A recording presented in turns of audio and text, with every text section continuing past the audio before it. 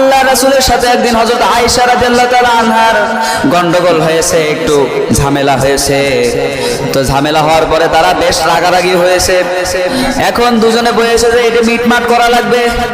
ভালো করে বুঝবেন, তারা ঝামেলা হয়েছে, তারা ঝামেলা হওয়ার পরে বলছে তাহলে এটা মিটগুট করা লাগবে, দুইজনই বলছে।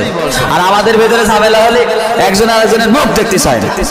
হ্যাঁ দেখো না, সর সামনে এরকম করে না, সামনে আসলে যেন লাথি মারে, এরকম একটা অবস্থা।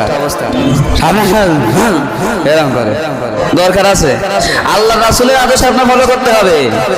আল্লাহ রাসূলের বিবি হযরত আয়েশা রাদিয়াল্লাহু তাআলা আনহা উনিও বলছেন, আল্লাহ রাসূলও বলছে যে তাহলে আমরা মিটগুট করে ফেলি, বিচার করে ফেলি।